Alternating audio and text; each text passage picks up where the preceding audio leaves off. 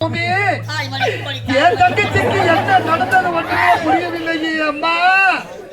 என் தங்கச்சி பைத்தியமா அழைகின்றாளே தங்கச்சி. அம்மா உனக்கு என்னம்மா நடந்தது?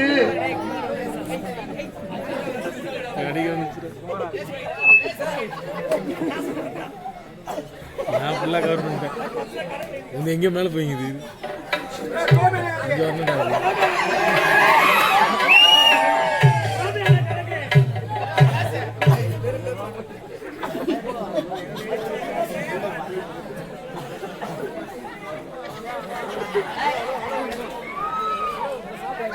பாடுதி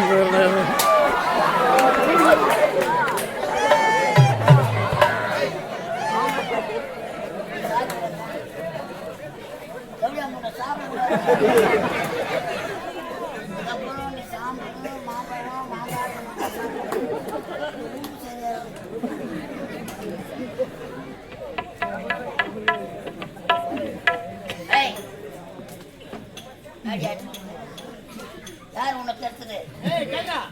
யாரு வைத்தியா யார் ஆக்குறாங்க?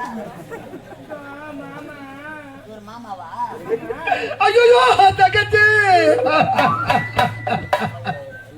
அம்மா நான் அண்ணம்மா ஐயோ இறைவா என் தங்கச்சிக்கு என்ன நடந்தது தெரியலையே. இப்படி பைத்தியமாக பித்து பிடித்தது போல் அழைகின்றானே ஐயா. நான் குற்றம் செய்யவில்லை ஐயா. அவ என் தங்கச்சி ஐயா, என் தங்கச்சி ஐயா. பார்வையும் தெரியாத நீ ஒரு பெண்ணை கெடுத்து கற்பை அழித்திருக்கிறார். ஐயா ஐயா நான் அப்படிப்பட்டவன் கிடையாது ஐயா. அவன் யார் தெரியுமா? அவ என் தங்கச்சி ஐயா, தங்கச்சி ஐயா.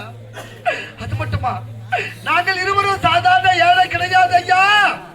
நான் ஒரு நாட்டை ஆள வேண்டிய இளவரசன் ஐயா, இளவரசன். ஒரு நாட்டை ஆளக்கூடிய இளவரசரா? ஆமாய்யா. இது என்னுடைய வாழ்க்கையில் விளையாடி விட்டது ஐயா, விளையாடி விட்டது. என்னுடைய நாடு எப்படிப்பட்ட நாடு தெரியுமா? என் நாடு எப்படிப்பட்ட நாடு தெரியுமா? சத்திய நீதி தவறாத சத்தியபுரி நாடு ஐயா என்னுடைய நாடு. என்னுடைய நாடோ சத்தியபுரி நாடு. என்னுடைய தந்தை சத்தியசீல மன்னன், என் தாயோ சத்தியாவதி ஐயா. சத்தியசீல மன்னனுக்கும் சத்தியாவதி அம்மையாருக்கும் 3 செல்வங்கள் பிறந்தோம் ஐயா. 3 குழந்தைகள் பிறந்து.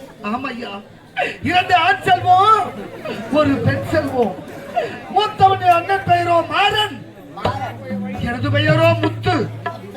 என் தங்கச்சி பெயரோ முத்தழகி ஐயா, முத்தழகி ஐயா. என் தங்கச்சி ஒரு நாட்டின் இளவரசி ஐயா. ஐயா சத்தியசீல மன்னனுக்கும் சத்தியாவதி அம்மையாருக்கும் 3 செல்வங்களாக பிறந்து நாங்கள் மூவரும் சத்தியபுரி நாட்டில் சீரம் சிறப்புடன் வாழ்ந்து கொண்டு வந்த அன்று ஒரு நாள்